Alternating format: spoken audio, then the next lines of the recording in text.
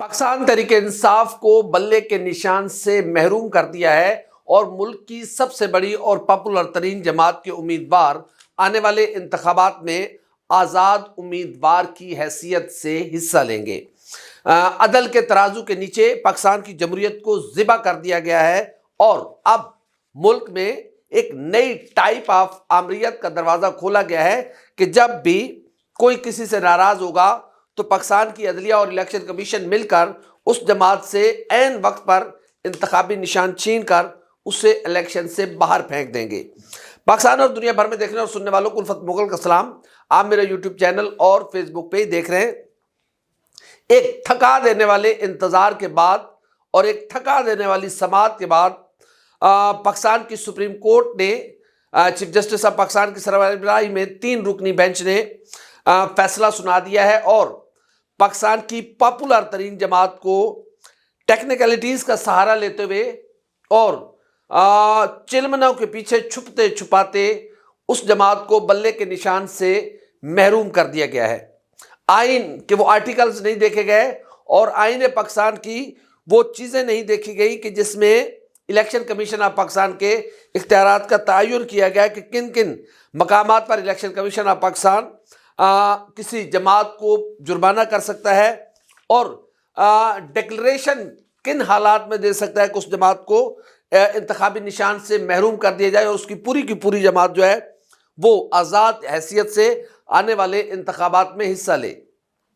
یہ ساری چیزیں آج دن بھر آرگومنٹس دیے گئے، سنے گئے اور واضح لگ رہا تھا کہ محترم chief justice of Pakistan party بن رہے ہیں۔ ظاہر ہے ان کی جانب سے جو ریمارکس دیے گئے، ان کی جانب سے جو باتیں پوچھی گئیں، ایک مقام پر چیف جسٹس آف پاکستان نے کہا کہ فوزیہ قصوری کہاں ہے؟ وہ بھی تو پاکستان تحریک انصاف کی ممبر تھیں، جس پر پاکستان تحریک انصاف کے وکیل حامد خان نے کہا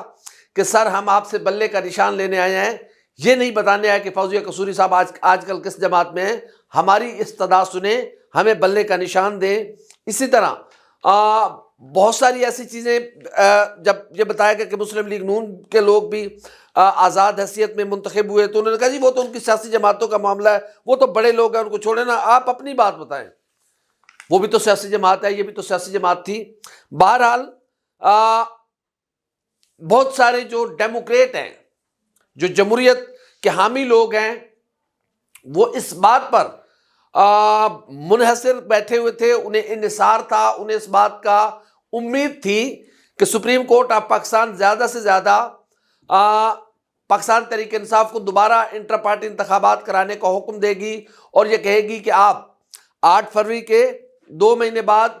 یا پھر 8 فروری سے پہلے یا پھر جو بھی ٹائم دیا جائے گا کہ آپ انٹر پارٹی انتخابات کروا کر الیکشن کمیشن آف پاکستان میں رپورٹ جمع کرائیں اور الیکشن کمیشن آف پاکستان سے کہتے کہ اتنے سرٹن ٹائم میں یا اس ٹائم پیریڈ میں اگر یہ انٹر پارٹی انتخابات نہ کرائیں تو پھر آپ نے ہمیں بتانا ہے، ہم پھر پاکستان تحریک انصاف کے خلاف کارروائی کریں گے۔ کیونکہ ہم سمجھ رہے تھے کہ chief justice of Pakistan justice قاضی فیاض عیسیٰ صاحب جو بتا رہے تھے کہ میں ڈیموکریٹ ہوں اور میں جمہوریت کا بہت بڑا حامی ہوں اور میں پاکستان میں جمہوریت چاہتا ہوں اور اس کے علاوہ کوئی دوسرا نظام نہیں چاہتا، لگ یہی رہا تھا کہ وہ یہی فیصلہ کریں گے کہ عین وقت پر جب پاکستان میں الیکشن آج اسمبل الاٹ ہو گئے، اس موقع پر کسی ملک کی پاپولر ترین جماعت سے، دنیا کی کائنات کے کسی بندے سے پوچھ لیں کہ آج پاکستان میں کون سی سیاسی جماعت پاپولر ہے، تو ہر ذی شعور انسان، ہر عقل و فہم رکھنے والا انسان یا جس کو خدا نے ذرا سا بھی تھنکنگ دی ہے، وہ یہی کہے گا کہ پاکستان تحریک انصاف پاکستان کی پاپولر ترین جماعت ہے۔ لیکن بدقسمتی سے پاکستان کی سب سے بڑی سیاسی جماعت کو سپریم کورٹ آف پاکستان پھر کندھا بنا ہے اور سپریم کورٹ آف پاکستان نے پھر پاکستان کی جمہوریت پر وار کیا ہے اور ملک کی پاپولر ترین جماعت کو انتخابی نشان سے محروم کر دیا گیا ہے۔ اگر کسی جگہ پر irregularities تھیں تو آپ تحریک انصاف کو یہ حکم دے سکتے تھے کہ اتنے ٹائم کے اندر اپنے انٹر پارٹی انتخابات کرائیں، لیکن اس ایکسٹریم سطح کے فیصلے کا قطعی امکان نہیں تھا اور یہ فیصلہ پاکستان کی جمہوریت کے لیے زہر قاتل ثابت ہوگا اور نہ جانے کب اس طرح کے جو تلوار ہے وہ پاکستان کی سیاسی جماعتوں پر چلتی رہے گی اور گردنیں اڑائی جاتی رہیں گی، اور عین الیکشن میں پاکستان کی سیاسی جماعتوں کو الیکشن لڑنے سے محروم کیا جاتا رہے گا۔ تو آج پاکستان کی جمہوریت کے لیے سیاہ ترین دن ہے، پاکستان کی جمہوریت کے لیے بدترین دن ہے، پاکستان کی جمہوریت کے لیے مشکل ترین دن ہے کہ سپریم کورٹ آف پاکستان نے ایک ایسا فیصلہ دیا ہے جس سے کوئی بھی ڈیموکریٹ توقع نہیں رکھ سکتا تھا۔ میں بڑے ادب اور بڑے احترام کے ساتھ اس چیئر کا احترام کرتے ہوئے یہ کہوں گا کہ جب جسٹس منیر اور جسٹس مولوی مشتاق فیصلے کر رہے تھے تو اس وقت بھی لوگ ان کے فیصلوں پر بھی واہ واہ کر رہے تھے، لیکن تاریخ نے آج جسٹس منیر اور مولوی مشتاق کو تنہا کر کے کھڑا کر دیا ہوا ہے۔ تو یہ فیصلہ بھی تاریخ کے جب سینے پر تحریر ہوگا تو پھر اس فیصلے سے متعلق جو لوگ ہوں گے وہ بھی تنہا ایک سائڈ پر کھڑے ہوں گے، اور انہیں آنے والی نسلوں کے طنز اور تشنیع کا سامنا کرنا پڑے گا کہ کس طریقے سے ایک ایسے رات کے اندھیرے میں پاکستان کی جمہوریت کو نظام عدل اور جو عدل کا سمبل ہے ترازو اس کے نیچے ذبح کیا گیا، اور خون آلود جمہوریت تڑپتی رہی۔ کیا ہو جاتا کہ اگر پاکستان تحریک انصاف کو انتخابات لڑنے کا ایک موقع دے دیا جاتا، کہ آپ کو ایک لاسٹ موقع دیا جاتا کہ انٹر پارٹی انتخابات کرائے جائیں، ہم پاکستان کی جمہوریت کی بقا کی خاطر، پاکستان کی جمہوریت کی اسٹرینتھن کرنے کے لیے آپ کو موقع دے رہے ہیں، یہ سمبل لیں، جائیں الیکشن لڑیں، اور الیکشن کے فوری بعد اپنے پارٹی کے انتخابات کروائیں اور اپنے آئین اور قانون کے مطابق کروائیں۔ ہم یہ توقع کر رہے تھے، لیکن تمام تر امیدیں بالکل مایوسی ہے اس وقت بحیثیت ایک ڈیموکریٹ کے کہ پاکستان کی سب سے بڑی سیاسی جماعت کو آپ الیکشن سے باہر رکھ کر آخر ثابت کیا کرنا چاہتے ہیں۔ محترم چیف جسٹس آف پاکستان کو بہت درد تھا اکبر ایس بابر کا کہ وہ پی ٹی آئی کے انٹر پارٹی انتخابات میں حصہ نہیں لے سکے۔ محترم میرے اس بینچ کو بہت درد تھا ان 14 افراد کا جو پاکستان تحریک انصاف کے مبینہ ممبرز تھے اور اس انٹر پارٹی انتخابات میں حصہ نہیں لے سکے، لیکن میرے محترم چیف جسٹس آف پاکستان جناب جسٹس قاضی فائز عیسیٰ صاحب پاکستان تحریک انصاف کو 2018 کے انتخابات میں 1.5 کروڑ لوگوں نے ووٹ دیے، اور آپ نے 1.5 کروڑ لوگوں کو 14 افراد کو ترجیح دی اور 1.5 کروڑ لوگوں کو ان کے بنیادی حق سے محروم کر دیا کہ وہ اپنی مرضی کے سمبل پر ووٹ کریں۔ کیا 1.5 کروڑ لوگوں کو آپ نے یہ میسج دیا ہے کہ آپ 8 فروری کو ہونے والے انتخابات میں ووٹ پول نہیں کر سکتے؟ کیا میسج دیا ہے آپ نے یہ میسج دیا ہے کہ آپ وہ گھروں سے باہر نہ نکلیں، آپ ووٹ پول نہ کریں؟ ظاہر ہے جب ان کی مرضی کا لوگوں کی منشا کے مطابق، لوگوں کی منشا کا نام جمہور ہے اور جمہور کی آواز کا نام جمہوریت ہے، جب جمہور کی آواز کو قتل کر دیا گیا ہے تو پھر جمہوریت کہاں کی، کیسی جمہوریت؟ اور یہ کیا